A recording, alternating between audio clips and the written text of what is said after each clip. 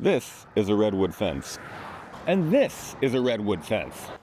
And this is a redwood fence. Or at least it was. Redwood and cedar are often chosen for outdoor projects because of their resistance to rot and insects.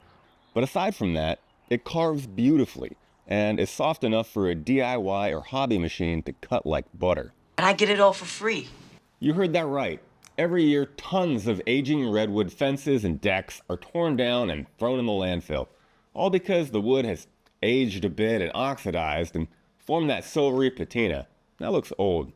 But if you have a planer and can take that top layer off, it's basically brand new wood. So that's how I get wood for free. I contact fence companies and check Craigslist, and more often than not, I'm able to score materials for free, and in return, I save them a bit of money on disposal. Okay, so we called up the fence company and they have a bunch of wood right now. We're gonna go pick some up and get some free wood.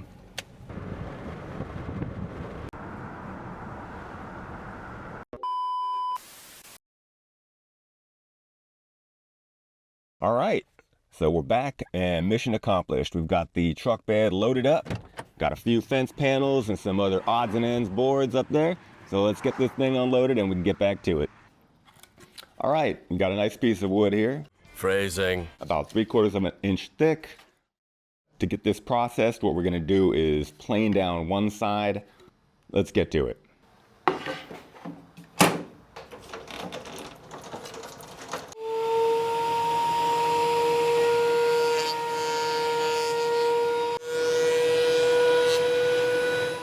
Once we plane this up, it looks gorgeous. I'll also get it cut down to size, so we know the dimensions to size the model once it's time for CAD.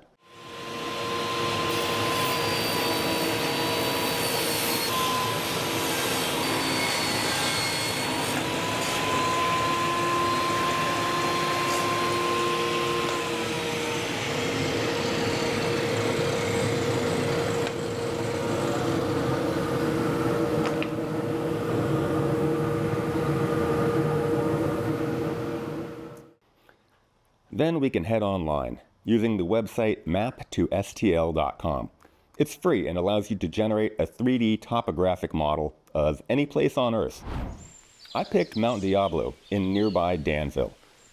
It's a beautiful place, and if you're ever in the Bay Area, you should check it out. The resulting model can be somewhat low poly, and that's not really what we want. So I open it up in Mesh Mixer and remesh the model. This works pretty well to smooth things out.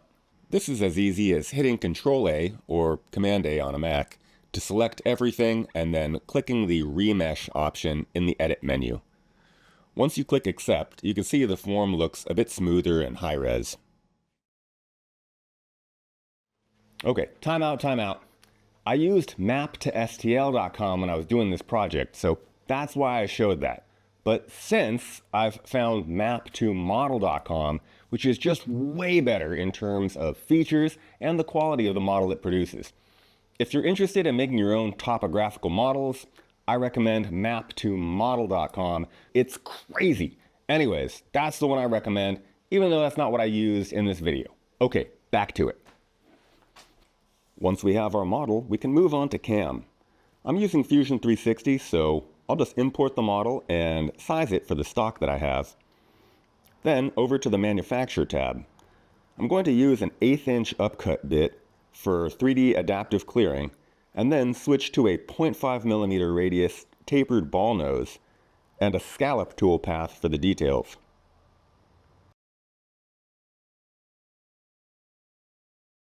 Then I used the super handy probing widget I made for CNC.js to zero the machine on the center of the stock, and we can load the G-code and let her rip.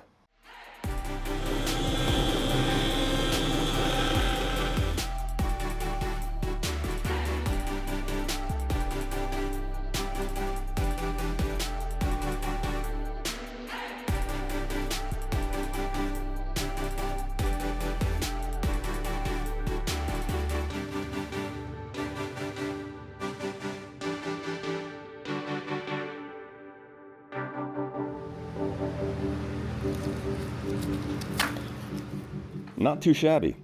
Looking back, I actually should have used a parallel toolpath. The scallop produced some fuzzies in parts of the path where the bit was cutting across the grain. It was easy enough to clean up though. Anyway, live and learn. Then a dip in mineral oil.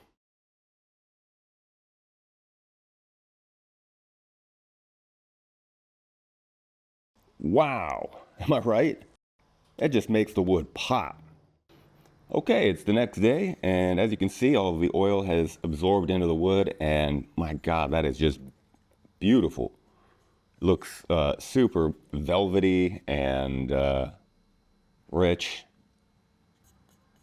There's no need to stop there, especially when we have free materials. Okay, in Fusion 360, I just went ahead and drew out a real basic frame, starting with our 3D model of the topographic map, and then adding on, we've got our 4 distinct pieces here, and a back, which I'll be using plywood for. The only thing that we're going to have to do here that's a little bit unique is I wanted to install a recess in the top portion for shining a little bit of light onto the piece. As well, we have you can see from the side here, we have a little bit of space. I haven't modeled anything to go there, but we're gonna set this off of the backboard, I guess, just so it sticks out a little bit and has a little bit of extra oomph, you know, some shadows, make it look cool. And then on the top, we have this recess, and what I've done here is obviously sunk in area where the LED strip will live, and I also angled it, I don't know how well you can tell, so that it'll be shining, instead of shining out, it'll shine back into the box, right onto that beautiful topographical map, and hopefully give it the best contrast and highlight its beautiful colors. And I think that'll be cool. This is going to be real simple otherwise. So I was able to find some more redwood fence boards. These have been planed down, so now they're looking nice. But as you can see, I mean, this is definitely scrap lumber. We got some big notches coming out. We got some water damage down at the bottom. Then it was just a matter of cutting it to size, chamfering the front edge, and putting a recess on the back, over on the router table. Then I threw the top part on the CNC and carved out that recess for light. This could have been done on the router table as well, but I had given the bottom of that recess a slight angle to hopefully direct the light onto our map and not out into the room. Then the glue up. I was stoked to finally be able to use this band clamp I had printed recently from Damon Wood Lab on MakerWorld. It worked great. I'll leave the link in the description. Then, to add a nice detail and maybe some strength, I added some splines to the corners. I was able to do this on the router table using another awesome 3D print by MakerWorld user Marsman, which I'm going to also link to. It fit my table perfectly and made these slots super easy. As you can see here, I opted to use plywood for some of the parts to save on filament.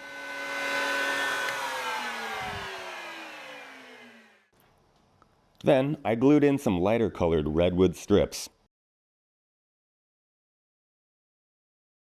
The last part of the frame is the back.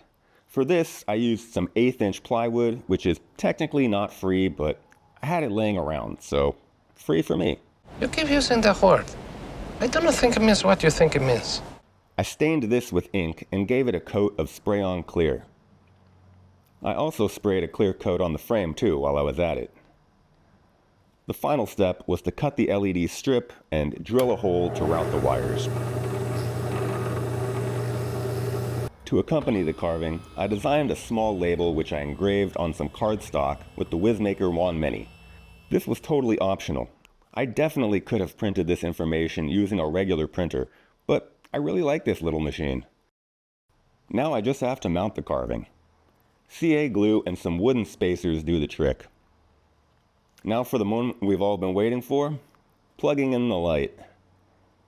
Nice. This looks great, and really, I'm so impressed with how well the redwood carves on the CNC.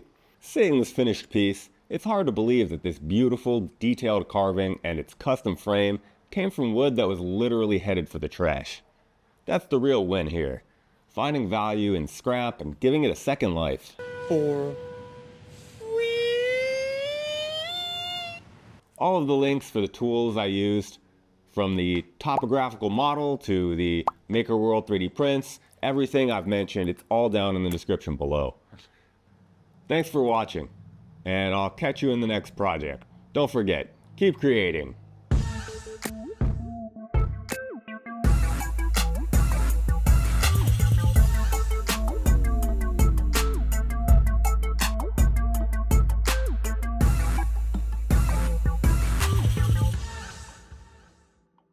All right. Beep.